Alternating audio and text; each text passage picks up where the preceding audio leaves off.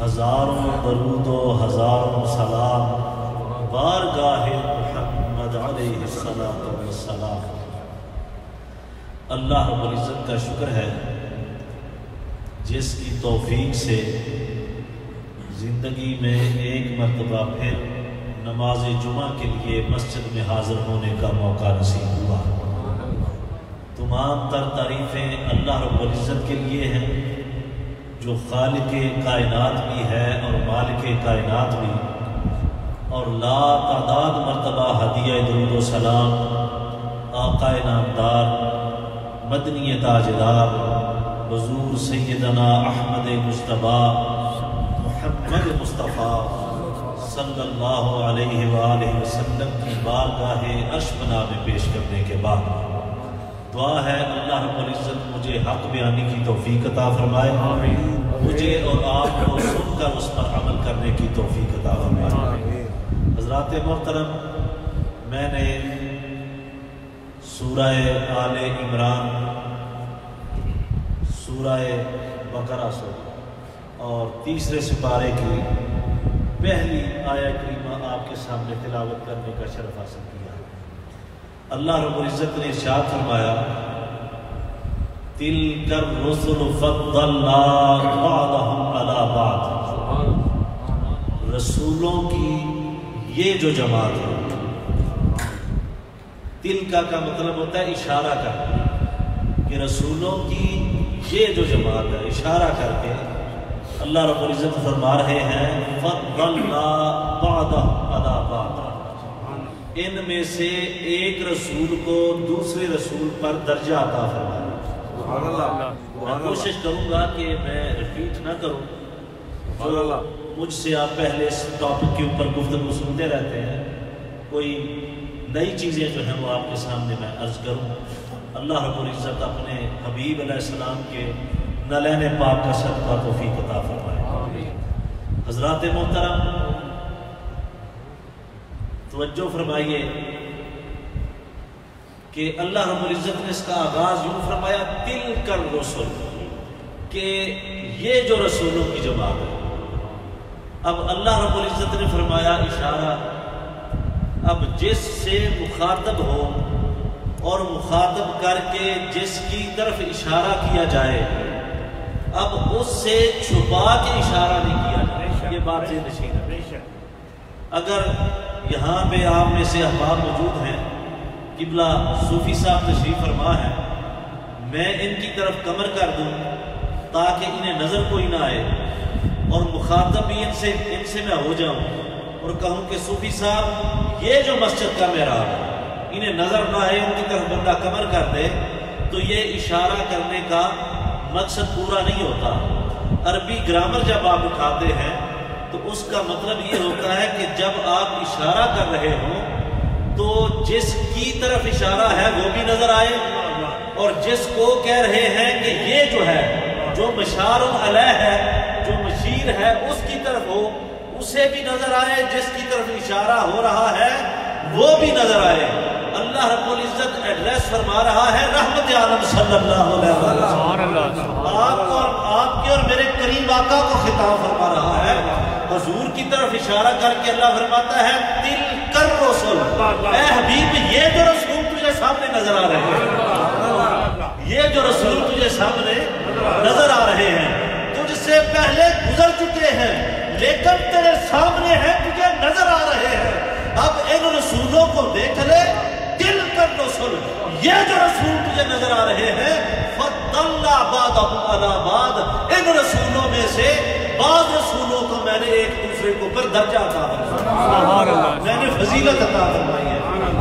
آگے فرمایا مِنْهُمْ مَنْ كَلَّمَ اللَّهُ، ان میں سے کوئی ایک ایسا ہے جس سے اللہ رب العزت نے کلام فرمایا ہے۔ اللہ رب العزت نے، بولیے اللہ رب العزت نے۔ اب اس میں کوئی دوسری رائے نہیں کہ موسیٰ علیہ السلام کلیم اللہ ہے، اور موسیٰ علیہ السلام سے اللہ رب العزت نے کلام فرمایا ہے، اور کلام فرمانے کی وجہ سے موسیٰ علیہ السلام کلیم اللہ ہے۔ اب اللہ نے کلام جو ہے وہ موسیٰ علیہ السلام سے تو فرمایا ہے لیکن پردے کے پیچھے سے فرمایا ہے۔ بھئی سمجھ رہے ہیں نا میری بات؟ موسیٰ سے کلام اللہ کرے پردے کے پیچھے سے تو موسیٰ کہلوائیں کلیم اللہ۔ ارے جس کو اللہ رب العزت بغیر پردے کے صورت بھی دکھائے کلام بھی کرے، جس تاجدار کائنات سے صرف کلام نہیں کیا صورت بھی دکھائی ہے، وہ بدرجہ اولا کلیم اللہ ہے۔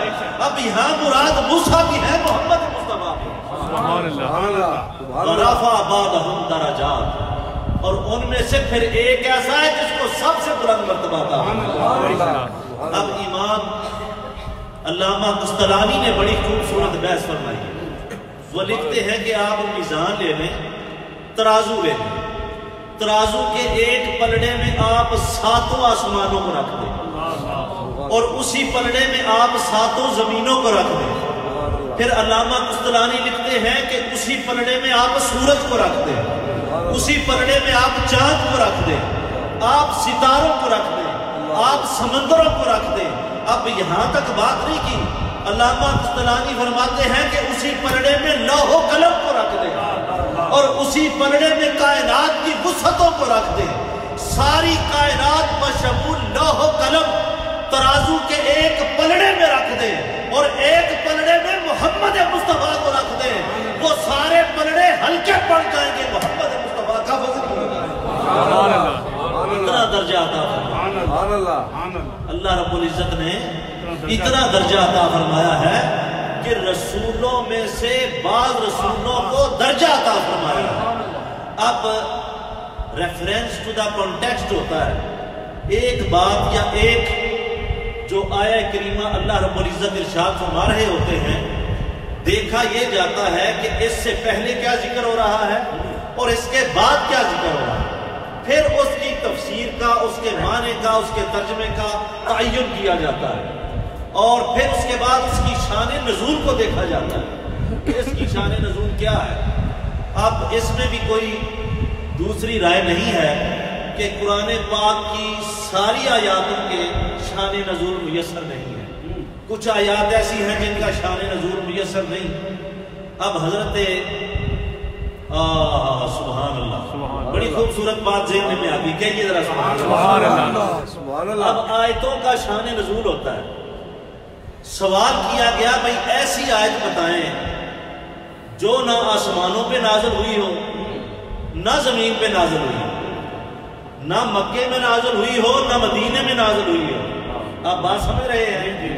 اور وہ آیت جو ہے وہ نہ سمندروں میں پانیوں میں نازل ہوئی ہو، نہ خشکی پہ نازل ہوئی ہو، نہ تری پہ نازل ہوئی ہو۔ وہ ایسی آیت کریمہ کون سی ہے جو نہ آسمان پہ نازل ہوئی نہ زمین پہ نازل ہوئی؟ اب پوچھا گیا، اب سارے صحابہ کرام رضوان اللہ علیہ مجمعین برابر ہیں، سب کے اپنے درجے ہیں، سب کے اپنے مقام ہیں، اللہ رب العزت نے سب کو درجے عطا فرمائے ہیں، لیکن ڈیوٹی سب کی الگ الگ ہے۔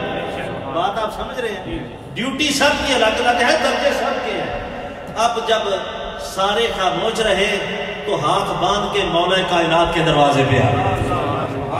باب العلم انا مدینۃ العلم وعلی بابھا۔ اب قرآن کا قاری اور قرآن کا عالم علی المرتضیٰ سے بڑھ کے کوئی نہیں۔ حضرت مولا علی سے عرض کی کہ آپ ہی بتا دیجئے کہ وہ کون سی آیت ہے جو نہ زمین پہ نازل ہوئی ہے نہ آسمان پہ نازل ہوئی ہے۔ آپ نے ارشاد فرمایا سورہ الزخرف کی آیت نمبر 25 ہے۔ وہ آیت یوں ہے کہ اللہ رب العزت ارشاد فرما رہا ہے اپنے پیارے حبیب صلی اللہ علیہ وآلہ وسلم سے، وَاسْأَلْ مَنْ أَرْسَلْنَا مِنْ قَبْلِكَ مِنْ رُسُلِنَا، کہ اے حبیب ان رسولوں سے پوچھ لو جو آپ سے پہلے آئے ہیں۔ یہاں پہ بھی اللہ اشارہ فرما رہا ہے، ان رسولوں سے پوچھ لو جو آپ سے پہلے آئے ہیں کہ اللہ کے سوا کسی اور کو معبود نہیں بنایا گیا، اللہ کے سوا کسی اور کو عبادت کے لائق نہیں بنایا گیا۔ حضرت مولا علی فرماتے ہیں یہ وہ آیت ہے جو نہ زمین پہ نازل ہوئی ہے نہ آسمان پہ نازل ہوئی ہے۔ عرض کی مولا کائنات ذرا فرما دیجئے کہاں نازل ہوئی ہے؟ آپ نے ارشاد فرمایا کہ معراج کی رات،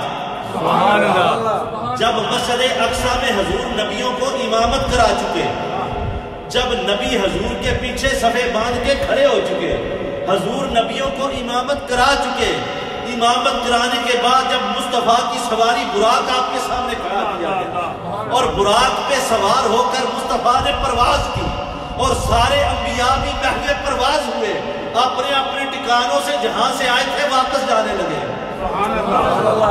اچھا میں ایک اور شبے کا ازالہ کروں۔ بعض اوقات شبہ یہ ذہن میں آتا ہے کہ نبی کریم صلی اللہ علیہ وآلہ وسلم کو معراج کی رات جو براق عطا کیا گیا وہ آپ کی مشکل کو آسان کرنے کے لیے دیا گیا تاکہ آپ اس کے اوپر سفر فرما لیں۔ یہ ایک مغالطہ، ایک شبہ ذہن میں آتا ہے کہ اگر براق نہ ہوتا تو پتہ نہیں رسول اللہ کیا فرماتے، پتہ نہیں کیا بنتا، سفر کیسے طے ہوتا۔ میں کہتا ہوں کہ حضور تو سوار ہوئے براق پہ، جو دوسرے 1,24,000 نبی مسجد اقصی میں آئے تھے وہ کس پہ بیٹھ کر آئے تھے؟ ان کے لیے کون سی سواری تھی؟ قرآن سے دکھاؤ، کوئی حدیث کا ایک ضعیف کا جملہ بھی دکھا دو۔ انبیاء جو ہیں وہ سفر کرنے کے لیے سواری کے محتاج نہیں، براق تو میرے مصطفیٰ کے پروٹوکول کے لیے حاضر کیا گیا تھا۔ حضور سفر کے لیے براق کے محتاج نہیں، کوئی حضور کو مشکل نہیں تھی جس کی آسانی کے لیے براق کو لایا گیا۔ براق حضور کے پروٹوکول کے لیے تھا، وہ دوسرے نبی بھی آدم سے لے کے عیسیٰ تک علیہ السلام سارے کے سارے بغیر سواریوں کے اپنی نبوت کی رفتار کے ساتھ چلے۔ اب جب حضور جانے لگے تو براق پہ سوار ہوئے، پرواز شروع کی، اور دوسرے انبیاء جو ہیں انہوں نے بھی پرواز شروع کی، انہوں نے بھی زمین سے اوپر اپنے پرواز کے لیے اپنے آپ کو اوپر لے گئے۔ جب نہ زمین رہی نہ آسمان رہا، زمین سے اوپر ہوئے تو اللہ رب العزت نے فرمایا وَاسْأَلْ مَنْ رَسُولُنَا، کہ رسول اے میرے حبیب یہ جو نبی تیرے ساتھ پرواز کر رہے ہیں ان سے پوچھ لے اللہ نے جن سے پہلے تم کو نازل فرمایا۔ تکبیر،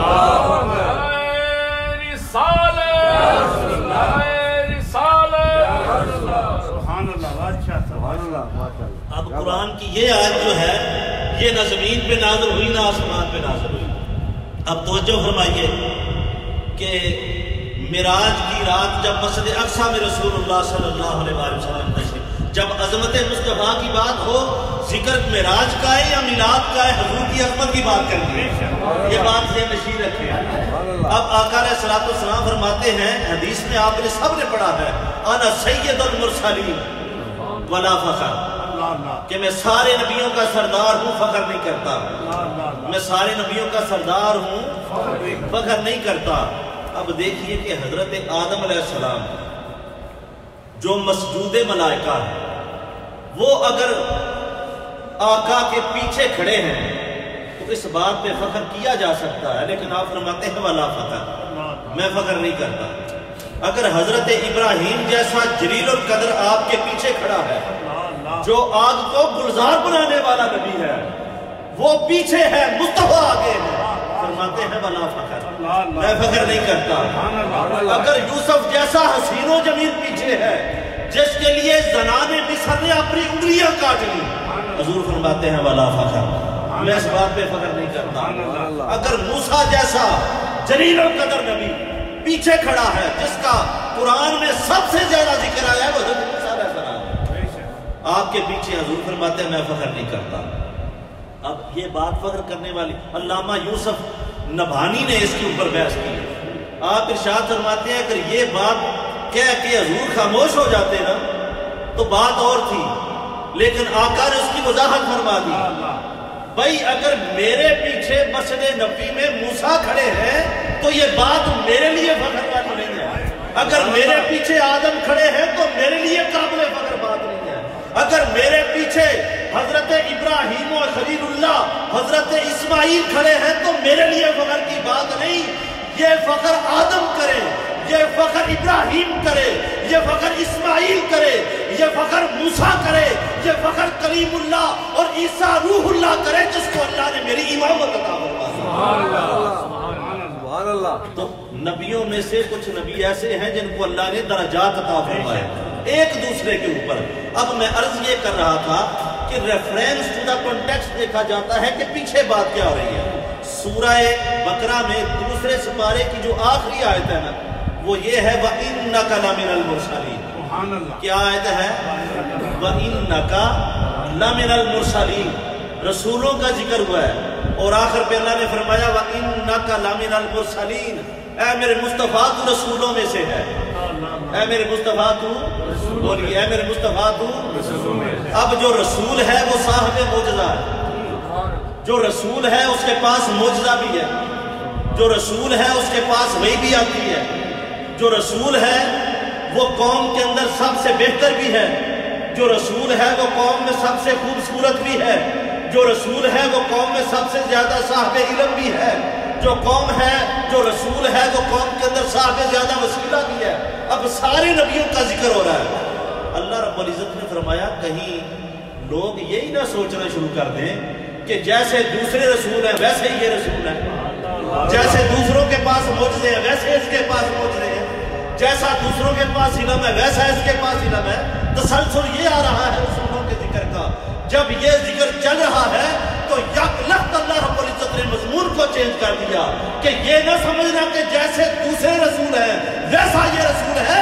تِلْكَ الرُّسُلُ فَضَّلْنَا بَعْضَهُمْ عَلَىٰ بَعْضٍ مِّنْهُم مَّن كَلَّمَ اللَّهُ وَرَفَعَ بَعْضَهُمْ دَرَجَاتٍ۔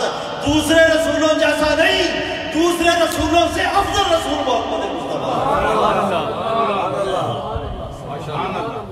او دی زلف دے کنڈل کی آنکھاں، او دی زلف دے کنڈل کی آنکھاں، او دی صفت کراتے میں کی آنکھاں۔ ذرا پڑھو ہم میرے نال، او دی زلف دے کنڈل کی آنکھاں، او دی زلف دے کنڈل کی آنکھاں، او دی صفت کراتے میں کی آنکھاں، جی دی صفت دی خاطر عرشاں تو قرآن اتاریا جا رہا ہے، جی دی صفت دی خاطر عرشاں تو قرآن اتاریا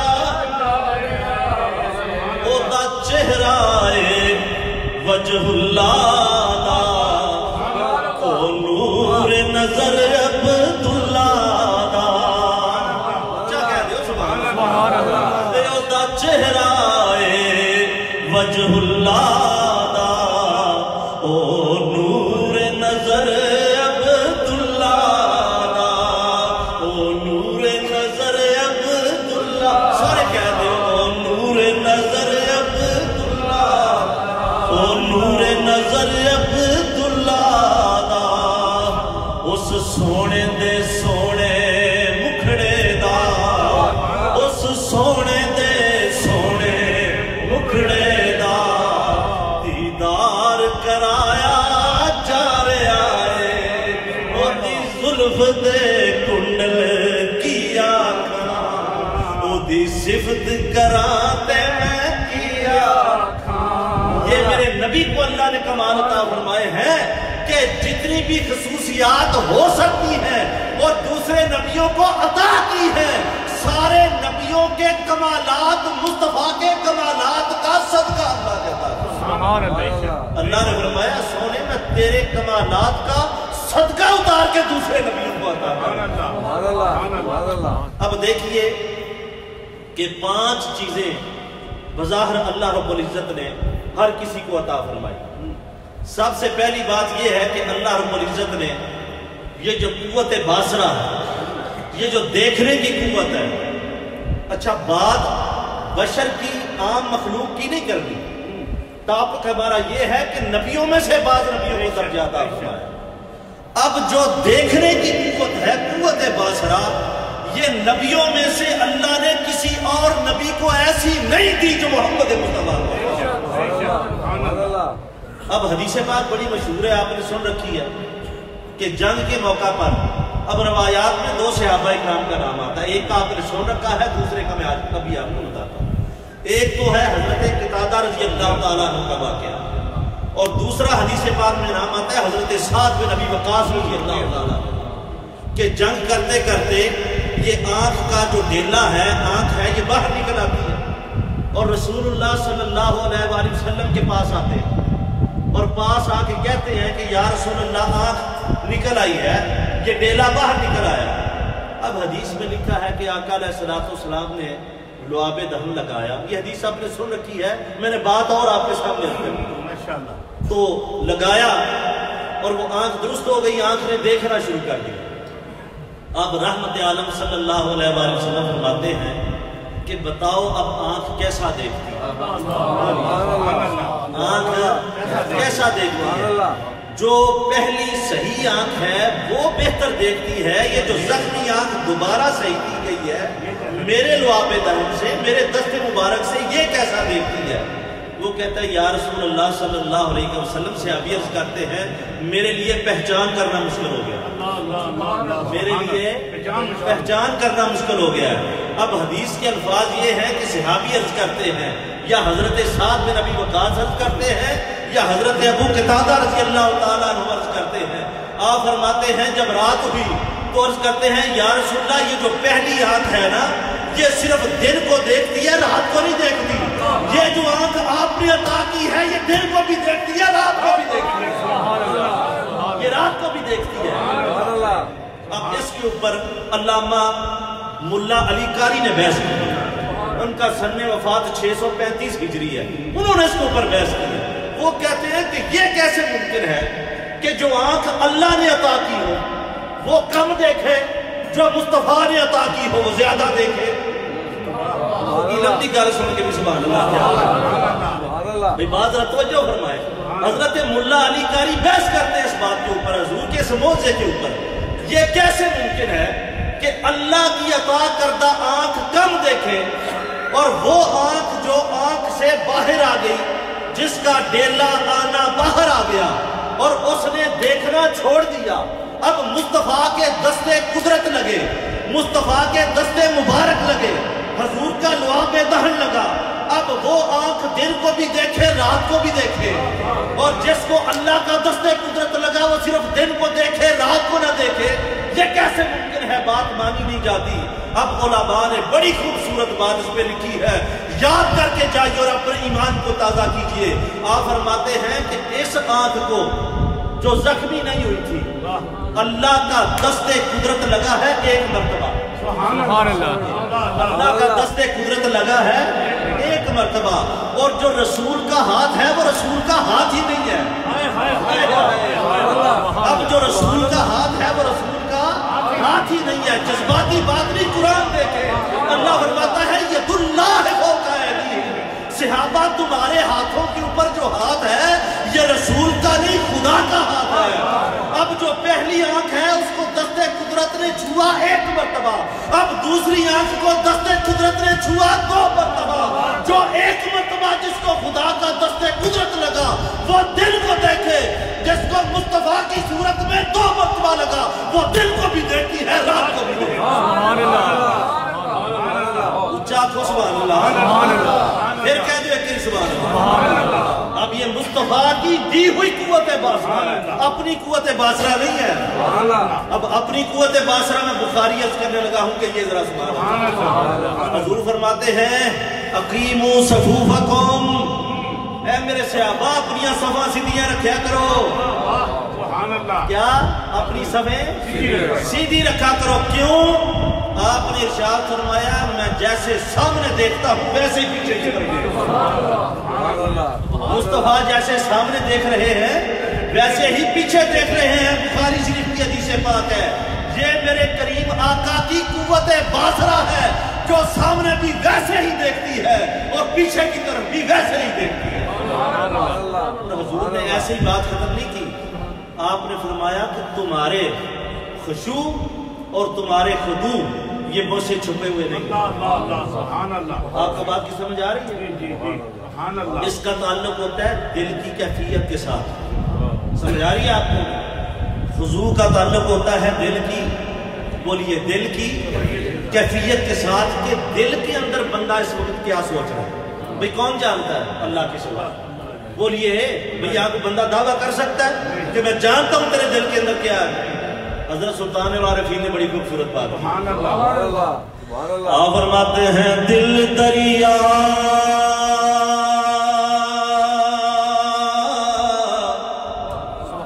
سمندر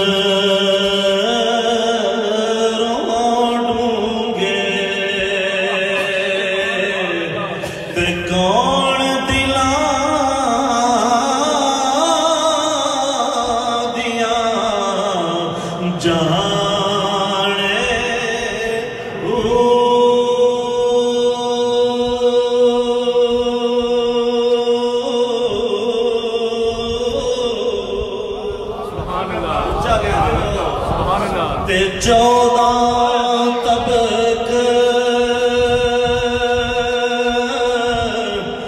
दिले दे अंदर तंबुआ ताने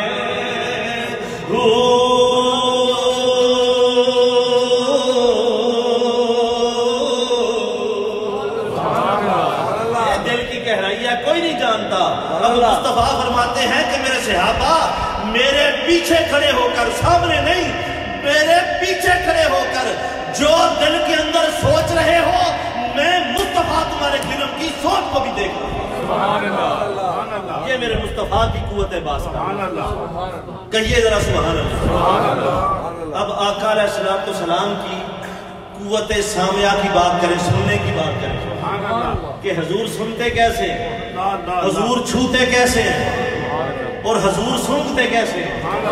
सूंघने की एक बात करता हूँ, आपका ईमान ताजा हो जाएगा। अब हदीस है सही मुस्लिम की, किस किताब की हदीस है? तो जो फरमाइए किस किताब की हदीस है? हदीस आपने सुन रखी होगी बाज लोगों ने, लेकिन ये नहीं पता होगा कि किस किताब में। हदीस है सही मुस्लिम में, आका अलैहिस्सलाम ने इशारा किया हिंदुस्तान की तरफ। किसकी तरफ इशारा किया? बोलिए किसकी तरफ इशारा किया? हिंदुस्तान की तरफ इशारा करके आपने फरमाया कि इस तरफ से मुझे इस्लाम की खुशबू आती है, इस तरफ से मुझे इस्लाम की खुशबू आती है। अब आका अलैहिस्सलाम ने किसी और के लिए ये अल्फाज नहीं इस्तेमाल किए कि इस तरफ से मुझे इस्लाम की खुशबू आती है। आपको मुबारक हो। अब बाज मुल्कों के उलमा और बाज मुल्कों के लोग ये कहते हैं, भाई ये जो पाकिस्तान और इंडिया वाले हैं, इनको को दीन की ज्यादा समझ है। हमने भी दीन पढ़ा हुआ है, हमें भी पता है कि दीन क्या है। हुजूर ने ऐसे नहीं फरमाया था कि इस तरफ से इस्लाम की खुशबू आती है, कि दीन और इस्लाम की समझ जैसी इनको मैं दूंगा, अल्लाह जैसे इनके ऊपर फजल करेगा, किसी के ऊपर फजल नहीं।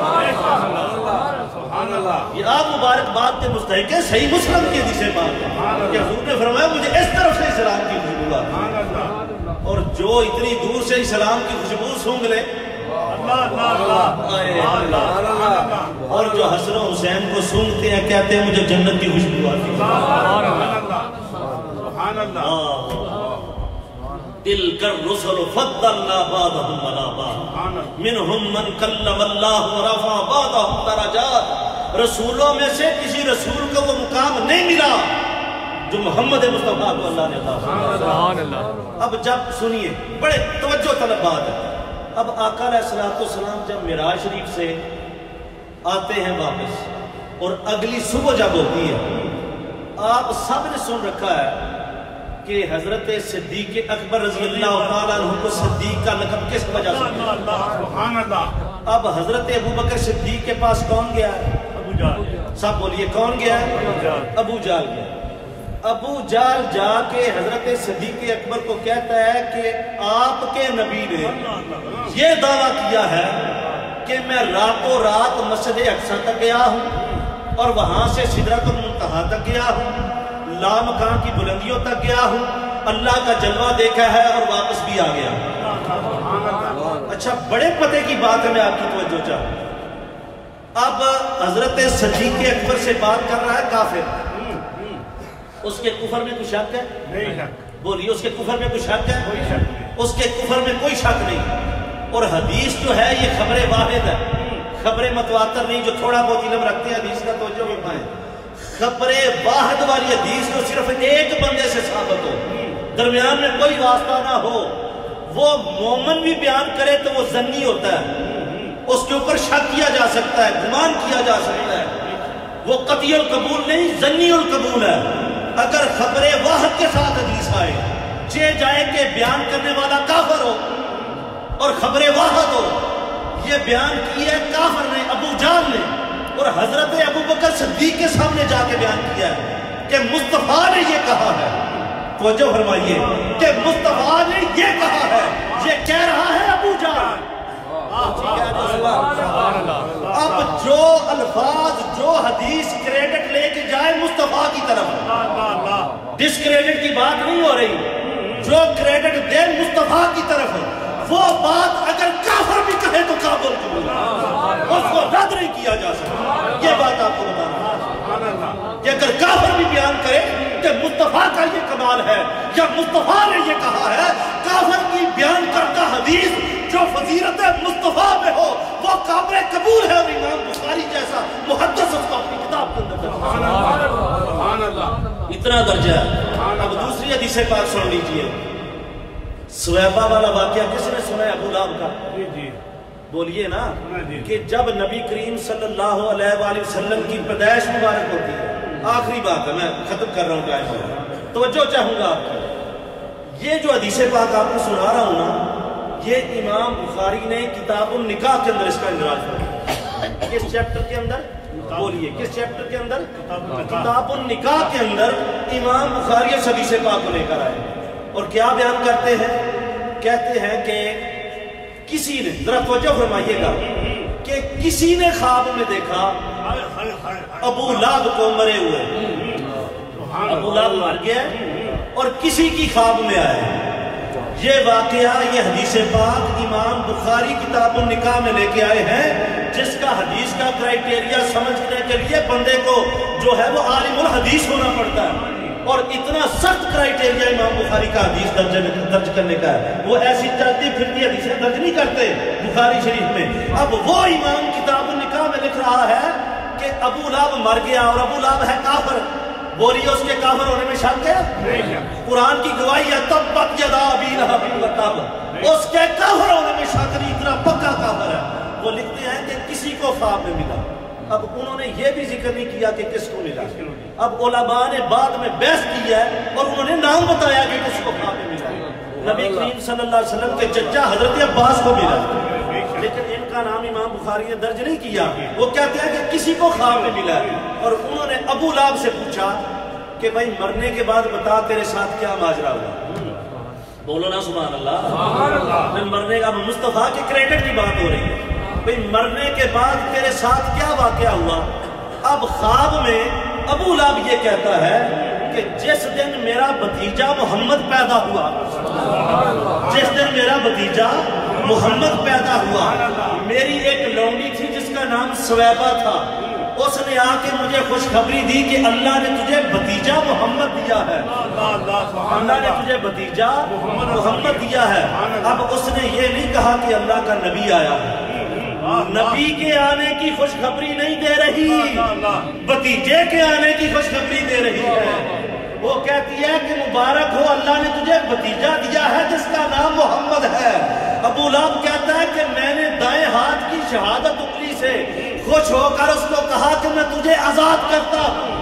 اس دن پیر شریف کا دن تھا، منڈے تھا، سوموار تھا۔ حدیث بخاری کی کتاب النکاح کے اندر ابو لہب کہتا ہے کہ جس دن سوار کے دن محمد کے آنے کی خوشی میں اپنی لونڈی کو آزاد کیا تھا، جب بھی سوار کا دن آتا ہے عذاب میں تخفیف کر دی جاتی ہے، اس انگلی کو چوستا ہوں، اس کے اندر سے اللہ شہد عطا فرماتا ہے۔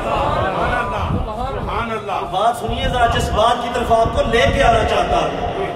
اب یہ واقعہ جو ہے یہ خواب کا واقعہ، یہ بھی بات یہ عالم رویا ہے، یہ خواب کا واقعہ ہے، اور خواب میں کہہ رہا ہے ابو لہب جو کافر ہے، اور جس نے نبی کی آمد کی خوشی میں ابھی اپنی لونڈی کو رہائی نہیں کیا، بھتیجے کے آنے کی خوشی میں اپنی لونڈی سویبہ کو آزاد کیا ہے، اس کو یہ درجہ مل رہا ہے کہ دوسرے نبی جو ہیں وہ اپنی امت کے لیے فائدہ مند تھے، محمد مومن کو بھی فائدہ دیتا ہے، کافر کو بھی فائدہ دیتا ہے۔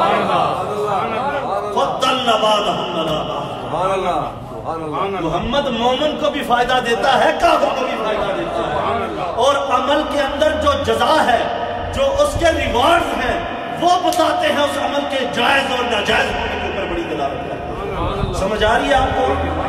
ایک عورت کا بچہ، بیوہ عورت ہے، اس کا بچہ گھر میں 100 کا نوٹ اسے نظر آتا ہے، وہ ملتا ہے، لے کے چلا جاتا ہے۔ اب اس کی ضروریات ہیں، ماں کو پتہ چلتا ہے کہ اس نے 100 کا نوٹ اٹھا لیا، ماں نے اٹھا لیا جوتا اور اس کی خوب مرمت کی، اس کو پتہ چل گیا سزا سے کہ میرا یہ عمل جو ہے یہ جائز ہے کہ ناجائز ہے، کہنے کی ضرورت نہیں، اس کو سزا سے پتہ چل گیا، ماں کے جوتوں سے پتہ چل گیا کہ یہ 100 کا نوٹ اٹھا کے لے کے جانا ماں کا یہ ناجائز عمل ہے، جوتے پڑے ہیں۔ دوسری طرف جو ہے ماں کا دوسرا بچہ سکول جاتا ہے، سکول سے واپسی پہ وہ رستے میں کسی کام کے لیے رک جاتا ہے، کسی ٹیلر کی، حضرات محترم مکی مسجد کی انتظامیہ آپ کے سامنے چندے کے لیے تشریف لا رہے ہیں، بڑھ چڑھ کے اپنے دلوں کو کھول کے مکی مسجد کی خدمت کریں۔ اللہ رب العزت نے اسلام کا یہ برکت ہم کو اس ملک میں عطا فرمایا، اس لیے اللہ کی نعمت کو غنیمت سمجھ کے جو کھل ڈل کے دل وسعت قلبی کے ساتھ خدمت کریں۔ اب توجہ فرمائیے، دوسرا بیٹا سکول جاتا ہے، سکول سے رستے میں وہ رک جاتا ہے کسی ٹیلر کی دکان پہ، 2-4 گھنٹے کام کرتا ہے، ماں اذیت سے گزر رہی ہے، ماں کرب سے گزر رہی ہے، تکلیف سے گزر رہی ہے کہ پتہ نہیں بچہ کدھر گیا، کیوں نہیں آیا۔ جب وہ گھر آتا ہے تو کہتا ہے کہ ماں ہمارے چونکہ اسباب ایسے نہیں ہیں، ہمارے پاس وسائل ایسے نہیں ہیں، تو میں رستے میں رک گیا ٹیلر کی دکان پہ، میں نے تھوڑا سا کام کیا تو یہ 100 کا نوٹ میں لے آیا ہوں تاکہ گھر کی گزر بسر ہو چکے۔ اس کی وہ کربناک کیفیت جو ہے وہ ختم ہو جاتی ہے، ماں اسی وقت اپنے بیٹے کو سینے سے لگا کہ جس کو یہ درد محسوس ہوا، اب اس کو سینے سے لگانے پر پتہ چلتا ہے کہ یہ معاملہ جو ہے یہ کام سزا والا ہے یا جزا والا ہے، اس کام کے سینے کے اوپر پتہ چلتا ہے سزا یا جزا سے۔ مثال دی سمجھانے کے لیے نبی کے آمد کی خوشی میں ابو لہب جو ہے وہ خواب میں آ کے کہتا ہے کہ مجھے جو ہے وہ پیر کے دن اس شہادت کی انگلی سے اللہ میٹھا میٹھا شہد عطا کرتا ہے، اس عمل کی جزا سے پتہ چلتا ہے کہ محمد کے میلاد جیسی نعمت اللہ نے کسی اور کو نہیں عطا۔ تو یہ نہ سبحان اللہ، رسولوں میں سے کوئی ایسا رسول نہیں جو محمد مصطفیٰ۔ شیخ سعدی کی زبان میں ترجمہ کریں اور گفتگو ختم کر دیں، بولیے نہ ذرا۔ شیخ سعدی سے عرض کی کہ اے سعدی، اللہ نے تجھے بڑا مقام و مرتبہ دیا، اللہ نے تجھے بڑی شان عطا کی ہے، ذرا تو بتا کہ اس رسول کی کیا شان ہے۔ حضرت شیخ سعدی عرض کرتے ہیں مجھ سے پوچھتے ہو تو میں تو یہی کہوں گا بلغ العلا بکمال نہیں، بلغ العلا بکمال نہیں۔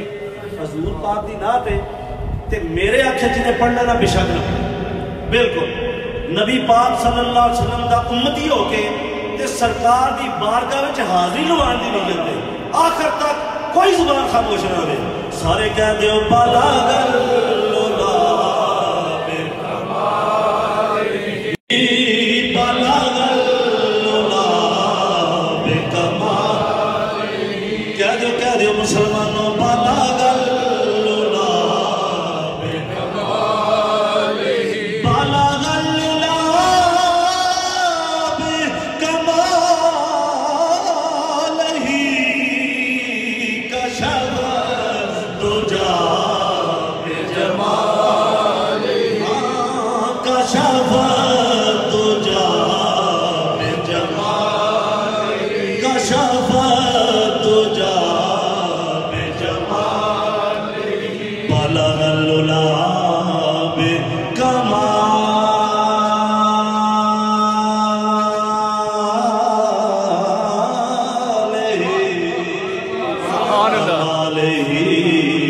کمال ہی، بلغ العلا بکمال ہی، کشف تجا بجمال نہیں۔ اے ذات دے کاجل والیاؤ، حامیم دیا زلفاں والیاؤ، اے حامیم دیا کنڈلاں والیاؤ، یاسین دیا سیریاں والیاؤ، علم نشرہ دے سینے والیاؤ، سوڑیاؤ اے ید اللہ دے ہتھاں والیاؤ، بلغ العلا بکمال، ہاں بلغ العلا بکمال ہی، کشف تجا بجمال ہی، حسنت جمیع